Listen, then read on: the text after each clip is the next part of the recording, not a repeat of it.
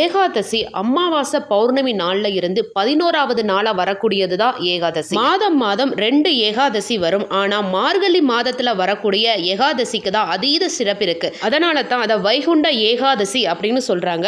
ஏகாதசி அப்படின்ற பெயர் எப்படி உருவானது அப்படின்றது உங்களுக்கு தெரியுமா? இதுக்கு பின்னாடி ஒரு பெரிய புராண கதையே இருக்குங்க.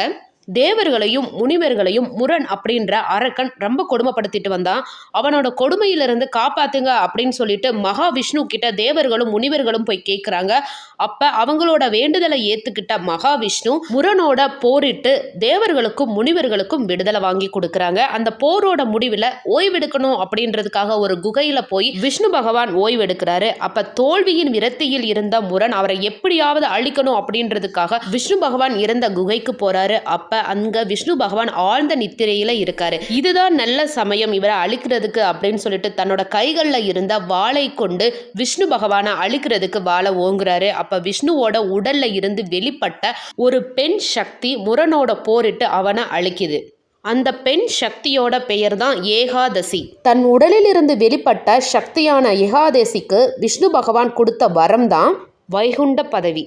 இந்த ஏகாதசி உருவான இந்த நாளை தான் வைகுண்ட ஏகாதசி அப்படின்னு நம்ம கொண்டாடுறோம். இந்த நாளில் யாரொருவர் முறையாக விரதம் இருந்து தன்னை வழிபடுகிறார்களோ அவர்களுக்கு வைகுண்ட பதவி அளிப்பேன் அப்படின்னு சொல்லிட்டு விஷ்ணு பகவான் சொன்னதா புராண கதை சொல்லுது. இந்த அற்புதமான நாள் என்னைக்கு வருது அப்படின்னா 30/12/2025 செவ்வாய்க்கிழமை வைகுண்ட ஏகாதசி. மகாவிஷ்ணுவை உங்களுக்கு பிடிக்கும் அப்படின்னா மறக்காம இந்த வீடியோக்கு ஒரு லைக் கொடுத்துட்டு ஓம் நமோ நாராயணா அப்படின்னு சொல்லிட்டு கமெண்ட் பண்ணுங்க. சிவாய நம. வாழ்க வளமுடன். நல்லதே நடக்கும்.